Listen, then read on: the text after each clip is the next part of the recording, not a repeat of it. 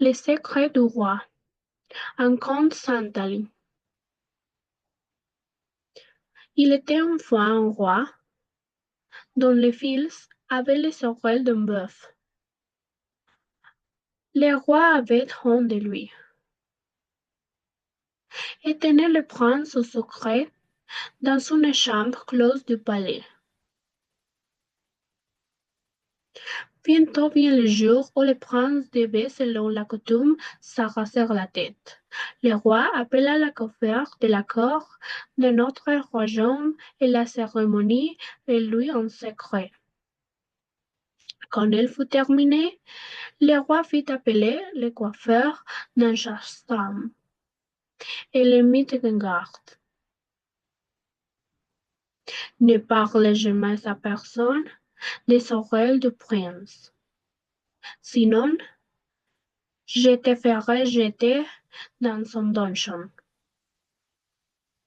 Le coiffeur promit de ne pas en dire un seul mot à quiconque, mais hélas, il n'est pas doué du tout pour regarder des secrets.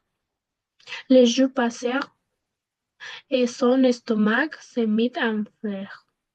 Il faut que j'en parle quelqu'un, Simon viendrait d'exploser. Sera le coiffeur. C'est alors qu'une idée sublime traversa son esprit. Il se dirigea vers son bel offre et se dépêcha de lui chercher le secret. Aussitôt, son bec torsit reprit sa taille normale et le coiffeur se sentit beaucoup mieux. L'offre gardera certainement le secret du roi, se dit le coiffeur. Quelques jours plus tard, un joueur de tambour vint chercher du bois de qualité pour fabriquer un nouveau tambour. Il s'arrêtait devant sa même œuvre à qui le coiffeur avait murmuré son secret.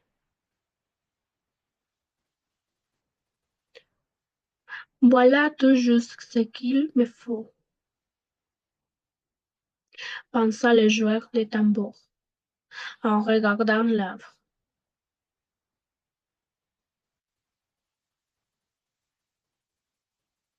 Il est vite fait de fabriquer un nouveau tambour et se rendit au palais pour chanter devant le roi. Le gardien au portail fut tout heureux de le voir. Chante quelque chose qui plaisait au roi. Il est de manger au meilleur aujourd'hui, dirent les gardes. Soudain, le tambour se mit à jouer tout seul. J'ai un secret de personne ne doit attendre. Le fil du roi a des oreilles de bœuf. Les gardes saisirent aussi le tambour et cria un joueur. Personne ne peut dévoiler le secret du roi. Batten vite avant qu'on n'entre pas. Mais il était trop tard. Le roi avait entendu la chanson et il ordonna qu'on lui remette le jour de tambour.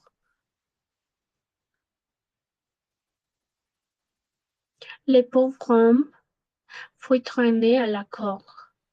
Jetez-le dans le donjon, le roi.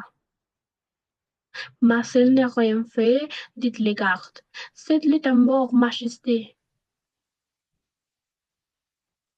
Alors, jetez aussi le tambour dans le donjon et punissez tous ceux qui ont entendu mon secret, rugit le roi. Il était si encoléré que sa moustache tremblait. Le garde s'avança hardiment. Alors, mieux vaut jeter votre jambe tout entière dans le donjon, majesté, car nous savons tout votre secret.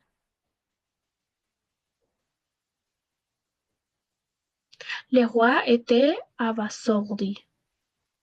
Il se tourna vers son plus fidèle ministre. Est-ce vrai? Lui demanda-t-il. Oui, Majesté. Nous n'avons jamais rien dit, car nous ne voulions pas vous contrarier, répondit le ministre. Le roi fut prudent. Il comprit quel père cruel il avait été, de garder ainsi caché son fils pendant tant d'années. Le lendemain, le roi déclara un jour de fête.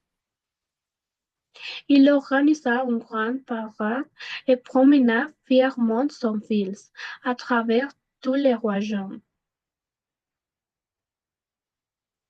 Tout le monde s'éjourdit et saluda un jeune prince, malgré ses oreilles de veuf.